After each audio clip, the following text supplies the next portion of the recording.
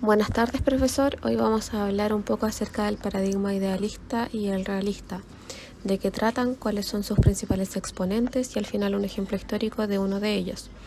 La primera oportunidad la tiene mi compañero Eduardo, que nos va a explicar de qué trata el paradigma idealista. La perspectiva idealista o liberal plantea que el Estado tiene la responsabilidad de establecer la paz por medio de la diplomacia y otros recursos políticos. El paradigma idealista se configuró con las contribuciones de otras ideas y otros autores, además de las del derecho natural, estado de la naturaleza y o contrato social. Contribuyeron a su configuración del pensamiento sobre los derechos individuales, la idea liberal del progreso material como sinónimo del bienestar y el nacionalismo. La otra idea que contribuiría poderosamente a la configuración del paradigma idealista sería la del socialismo, tanto como en su pre-marxista como en importantes secciones del pensamiento de Marx.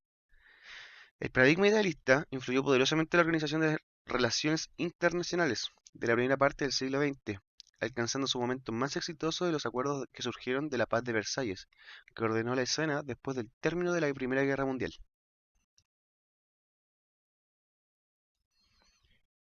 María Paz, ¿y de qué trata el paradigma realista? El paradigma realista nace como una escuela de opiniones y pensamiento en las relaciones internacionales, que en respuesta al idealismo político percibe al Estado como entidad suprema, donde la sociedad y la política se encuentran gobernadas por leyes objetivas, basadas en la propia naturaleza humana. La concepción de este enfoque sería decir que la política posee leyes invariables enraizadas en la naturaleza humana, donde el ansia de poder para alcanzar intereses de contenido variable es muy amplia y fuerte.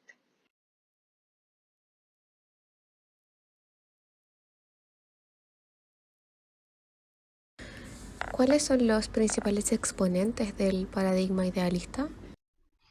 Los principales exponentes del paradigma se pueden distinguir por tipos de corrientes idealistas. Algunas de estas son el idealismo platónico, donde Platón fue uno de los principales filósofos en hablar del idealismo, sostuvo las ideas que constituyen un mundo suprasensible fuera del ser, es decir, un mundo que se intuye de manera intelectual y no solo a través de los sentidos. El idealismo también que contribuye sería el idealismo objetivo. Para esta variante filosófica, las ideas existen por sí mismas y solo se pueden descubrir mediante la experiencia. Algunos representantes de este idealismo serían Platón, Leibniz, Hegel, Bolzano y Dilthey. Otro idealismo es el idealismo subjetivo. Algunos filosóficos de esta corriente fueron Descartes, Berkeley, Kant y Fichte. Estos sostenían que las ideas existen en la mente del sujeto y no en un mundo exterior independiente. Según esta corriente, las ideas dependen de la subjetividad del ser que las percibe. Oye, ¿y me podrías contar cuáles son los principales exponentes del realismo?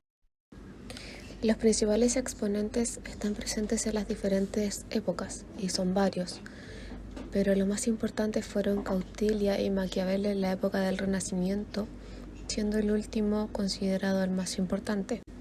Según Carr, en Maquiavelo están contenidos los supuestos básicos del realismo formulados como tres piedras fundamentales de esta filosofía. En primer lugar, la ley causa-efecto en la historia, lo que puede ser comprendido racionalmente, pero en ningún caso dirigido por la imaginación.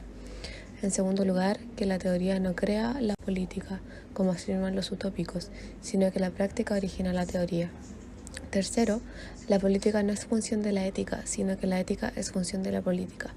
De esto, Maquiavelo deriva que la moralidad es producto del poder.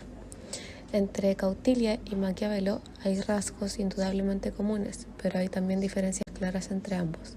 No obstante, ambos autores comparten la preocupación común por la conservación, adquisición y expansión del Estado como objeto de la política. Ambos abogan por el uso de la fuerza y el fraude para consolidar los intereses del Estado. Por otro lado, en la época moderna, Thomas Hobbes, como Maquiavelo, consideraba el poder como el elemento crucial en la conducta humana. El hombre tiene un deseo perpetuo e infatigable de poder que solo termina con la muerte. Al mismo tiempo, Hobbes creía que el poder debía apoyarse en la fuerza. Y por último, el gran aporte de Morgenthau fue Política entre las Naciones, donde definió 6 principios del realismo político que resumen magistralmente su pensamiento en materia de relaciones humanas. después de toda esta conversación, ¿tú conoces algún hecho donde se explique o se identifique algún paradigma de los cuales hemos hablado hasta ahora, o no? Uno de los hechos históricos reconocidos bajo el paradigma del realismo fue la Guerra Fría, donde el factor poder presidió el análisis de las relaciones internacionales y la aplicación o amenaza del uso de la fuerza fue la herramienta política que siempre estuvo en la mente de los estadistas de la época. La imposibilidad de usar efectivamente la fuerza militar disponible por estar acompañada del poder destructivo nuclear llevó a una situación en que la rivalidad principal se manifestaba en rivalidades locales o subalternas, funcionales a la contradicción central. ¿Por qué crees que la Guerra Fría no podría evaluarse bajo el enfoque del paradigma idealista?